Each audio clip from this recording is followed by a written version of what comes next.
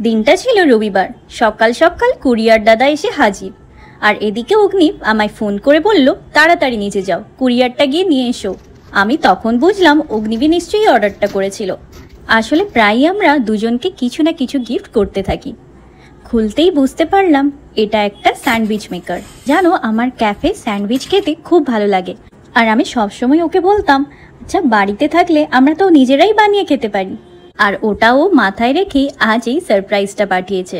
তবে এটা দেখে আর নিজেকে ধরে রাখতে পারলাম না। জলদি গিয়ে ফ্রিজ খুলে দেখলাম কি আছে। সেরকম কিছু পেলাম না বলে ভাবলাম আলু দিয়েই স্যান্ডউইচ বানিয়ে নিই। প্রথমেই তাই একটা আলু সেদ্ধ করে ভালো করে ছালটাল ছাড়িয়ে হালকা মেখে নিলাম।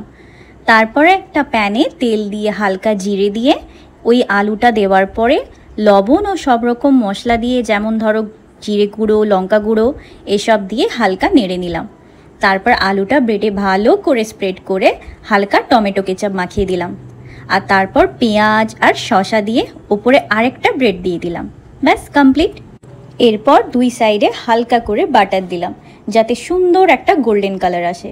ব্যাস 20 থেকে 30 সেকেন্ডেই আমার স্যান্ডউইচ হয়ে গেল একদম রেডি। জানো, এমনি যখন বাড়িতে ব্রেড স্যান্ডউইচ করি এতটা ভালো হয় না, তবে এতে ভেতরটা সুন্দর করে মিশে গেছিল, এত টেস্টি লাগছিল। এবার থেকে তো যখন খুশি বাড়িতে বিভিন্ন রকমের স্যান্ডউইচ করে খাবো। তোমরাও চাইলে এরকম একটা বাড়িতে রাখতেই পারো। চল আজ তবে আসি, দেখা হবে অন্য ব্লগ।